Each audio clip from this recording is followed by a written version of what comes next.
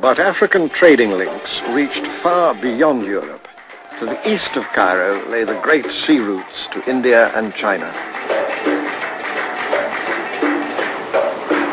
The sailing rig in use today has changed very little since the great trading days of the past.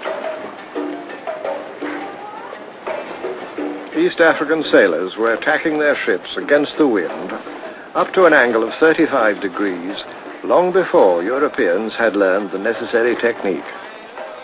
The Africans who manned and still man these vessels are the Swahili, a coastal people who speak their own African language.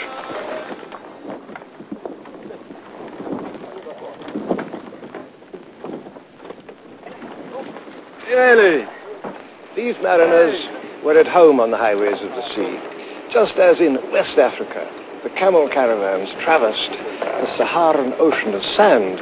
So did the ships of the Swahili traverse their ocean of water. Once again, this time in the east, linking the African interior with the markets of the world.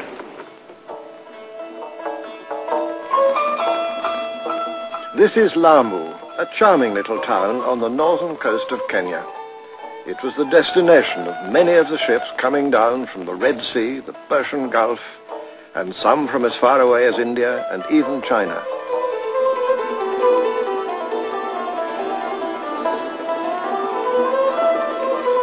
They timed their voyages to take advantage of the seasonal monsoon winds which blow back and forth between the Swahili coast and northern India.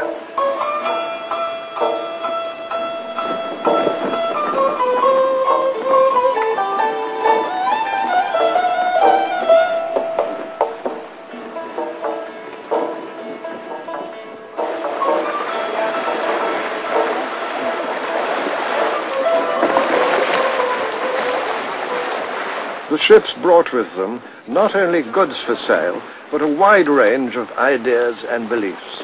The most influential of these came from the lands of Islam to the north. And it was not long before the majority of Swahili had accepted Islam.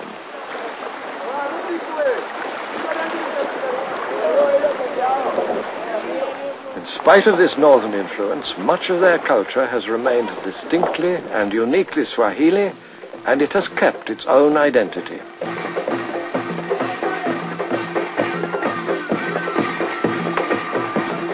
This traditional stick dance is a kind of ballet, but it's also an occasion for individual challenge, and that's very much an element in the culture and character of the Swahili.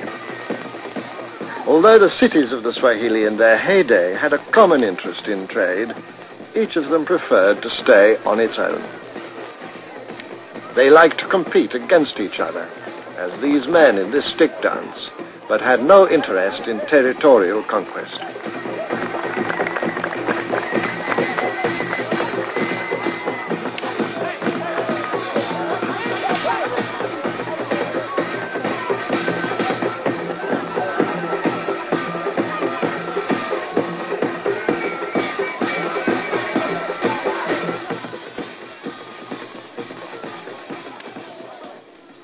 Lamu was just one of many Swahili towns, built in coral stone all the way along the coast from Somalia down to Mozambique.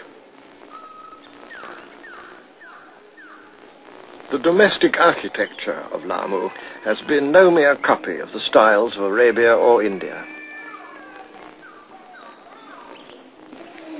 From the outside of a traditional Swahili house, there's really nothing to see except a blank wall and a porch with benches for receiving guests. And even when the handsome front doors are opened, there's still only a blank wall behind them. But once inside, it's a very different story.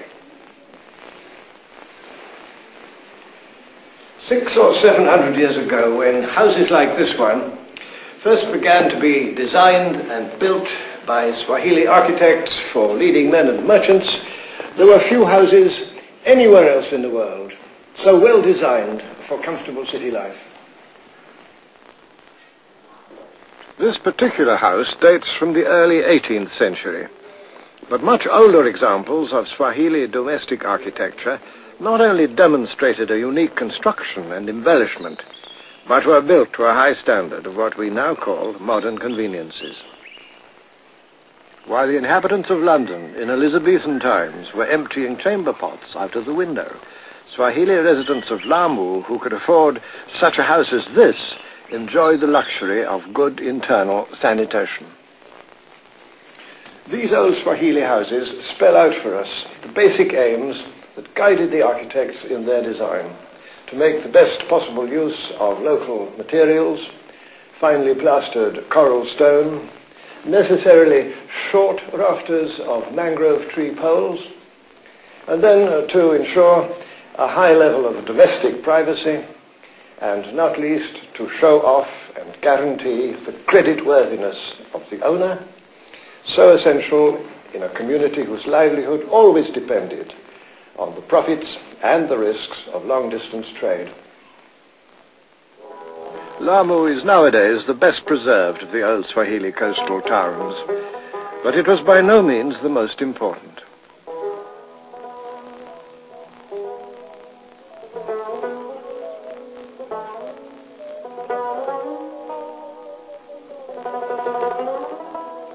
Through excavation or analysis of graveyards such as this one, archaeologists have identified more than 50 Swahili towns, all constructed in the same coral stone, a stone which can be readily worked beneath the surface of the ocean, but then takes on a permanent toughness and durability soon after being exposed to the air and sun.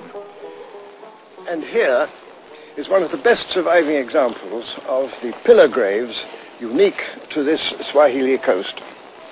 And there are, as you see, fine pieces of porcelain from China embedded in this African tomb. Such plates and bowls from ancient China are pointers to the involvement of Africa in the far-reaching networks of Eastern trade long before the coming of the Europeans.